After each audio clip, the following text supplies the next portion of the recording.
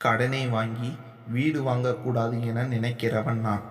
என்னை போய் கடன் வாங்கி வீடு வாங்க சொல்றீங்களே என ராஜா அம்மாவிடம் பேசிக்கொண்டிருந்ததை அண்ணன் ரகு கேட்டுக்கொண்டிருந்தான்.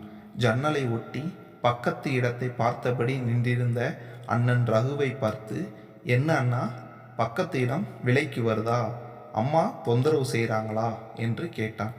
ஆமாப்பா, படுக்க போர்த்திக்க போர்வை வாங்கி தர்ற அளவு தான் வசதி இருக்கு. அந்த இடம் நம்ம படிக்க வைக்கிறதுக்கு வித்தாங்களாம்.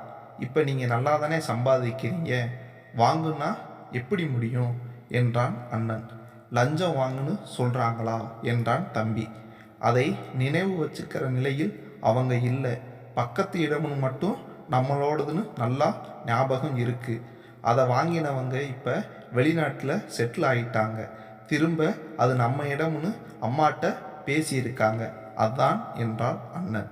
சரி, அந்த பக்கத்து வீட்டு இடத்துக்காரன் மொபைல் நம்பர் தாருங்கள், நான் பேசி பார்க்கிறேன். ஆனால் லஞ்சம் வாங்க மாட்டேன். மாதம் மாதம் சீட்டு போட்டு வைத்திருக்கிறேன், அதில் முடியுதான் பார்ப்போம் என கூறிய தம்பியை அண்ணன் ரகு நிமிர்ந்து பார்த்தான். ரொம்ப கஷ்டப்படுத்துகிற மாதிரி தோணுதா என்றார் அண்ணன். இல்லை அண்ணா, வாழ்க்கையில் எல்லாத்துக்குமே பணம் எடுத்து வைக்கணும்னு சொல்கிறப்ப நிதிக்காக நிறைய தியாகங்கள் செய்ய வேண்டி இருக்கு.